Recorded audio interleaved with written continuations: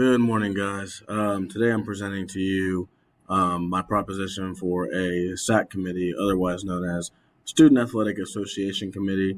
Um, this is because I know as a sports athletic director, we deal with a lot of things, and we constantly have to be on our toes and always on the go. And a lot of times, work translates home. And I think that with this committee, we can minimize the workload that we take home with us. So one of the key things I want to touch base on is delegating our power. Okay. Um, we know that we have a huge job and we oversee a lot of things as an athletic director. And the first thing we need to do to accomplish this goal of not having so much exhaustion from work and caseloads is by delegating. Um, so we'll come together, we'll talk with staff members across the board, create a team of peer leaders. Okay, this could be mainly with our programs, our athletic programs. We'll talk to each athletic program and take maybe one or two kids from each program that we nominate from a coach's standpoint, because we know that they are team leaders, even if they're not the high and mighty team captains. Perhaps they're the quiet team leaders that people still look up to, ones that we know will follow the rules at all times. So I think that's really big when we create that team of peer leaders and allow them to vote out roles. I'm sorry, to vote out roles. Your roles will be a president of the committee, a vice president, a note taker, a timekeeper. Okay, things that we would have in our own meetings, our own discussion groups, that they can have as well. Have someone to speak out for others, a facilitator, things like that. So allow them to vote out kind of roles and who wants to be what, who wants to be heard the most, and establish these rules. What does each person do? What can and can't you say in these meetings? Which it's an open board, so I think all these kids can say whatever they'd like as far as it's, appropriate. Knowing that what we say in the committee stays within the committee until released by an athletic director, or until he or she, the athletic director, tells the kids, hey, yeah, you're free to express this with other kids. Okay, kind of feel the grounds. Understanding the power. These kids, they're going to have a huge leadership role in their program when they get put into the SAC committee.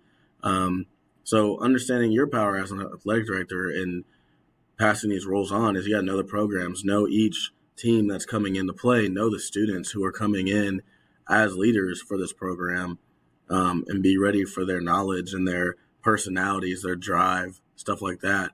And just know that they're ready to get the ball rolling on this. Know your staff, know the coaches, know their coaches that work under them or work alongside them. Being able to do that makes this 300 times easier, because now you're building interpersonal connections. You know how coaches are going to react to things. You know who you can count on, and then know your job. As an athletic director, you already know what you're doing. You know what you're going through. Understand what the other coaches have. Understand what your assistant athletic director has. Understand what their jobs are across their board. If it's an offensive coach, understand, is he offensive line? Is he quarterbacks, running backs, wide receivers? Know this stuff, okay? Scheduling conferences. The biggest thing is to establish a comfortable scheduling date and time with your students in the SAC committee, or with your coaches and your other staff members, okay? Converse about upcoming events, interests, questions, and concerns. This is an open board for the students to talk to you, and we'll tell them, hey, this is what's coming up. What are your interests about this? What are questions? What are you hearing on the team? What are you hearing across the school? Voice your concerns. And this is when we will offer advice to those students to give back, so they can take this feedback and this advice and take it back to their own team and grow from there. So the higher ups will be the staff, the coaches, even the coaches that work alongside them. So you'll have your head coaches, your coordinators, your staff, your assistant athletic director. We'll establish meeting times for biweekly. twice a month to communicate upcoming events, ideas, questions, and concerns that have come up from the other students, from the students within the programs. Don't really have to disclose who came up with what. Just say, hey, this is being asked. Let's get this cleared away. What are the new rules on this? Get ideas and organize needed support. So if basketball games are coming up and we don't have anyone to work as a floor sweeper or, things like that, organize that needed support, talk to other coaches, and that's kind of when we'll have this meeting. Okay, so we're going to break into our communication plan. So as you guys see right here, I'll pull it down for you guys. You guys should have one of these in front of you. This is kind of an idea of what we're looking at. So we'll have a staff meeting, we'll have a newsletter, a team luncheon, another team luncheon with the student athletes, kind of those student athletes that are going to be part of the Saac committee will attend this. And we can also invite outside of the committee to kind of have a more board meeting type feel. And then staff dinner with their significant other. I know a lot of times we take away from you to be with your partners, and we want to give that time back, in a more formal setting. So we'll have a meeting.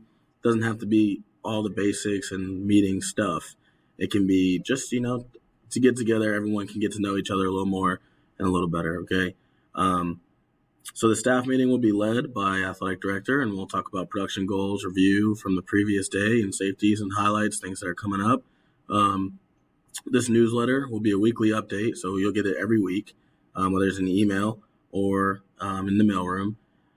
It'll talk about upcoming events, meetings, specials, stuff like that, highlights, spotlight, stats, new things. This team luncheon is optional, yet we take it serious because it's big. It's big. We can cover upcoming events and what is needed and a support, as far as, like I said, for us to organize who needs what. So we'll do that twice a month. We'll talk with other members of staff and let them voice their concerns. So this team luncheon that I'm talking about with student athletes, we can have it in a dining hall right outside of where we'd all eat commons anyways. And it allows students to speak upon what they would like to see realistically or as a change to their program, whether it's how can we do this better? How can we become more in the community? What can we do, right? Here's an idea of what my school might have done. Here's an idea of what we can do. Here's this and that. And then as an AD, you can talk about what is allowed, the rules of that, okay? Then we go to the staff dinner twice a month, bi-weekly. This will be a more elongated meeting. And, maybe the beginning, we all kind of come together and we, get our food, have nice conversations with everyone, talk amongst each other. And then we'll break into a quick, 15-minute coverage of, hey, this is this and this is this. We're going to talk about this. This is what we need to look forward to in the upcoming weeks to be looking at.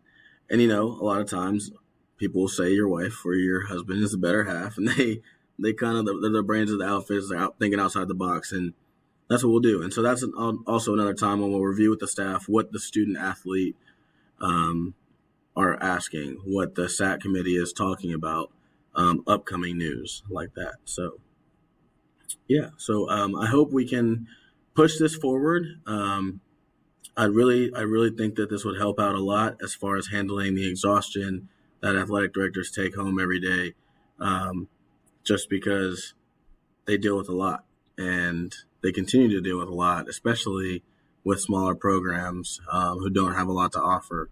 So I appreciate your time. I appreciate you guys coming in today on this call. Feel free to email me any questions or concerns you have, and I hope to hear from you guys soon. Thank you very much. Have a good day.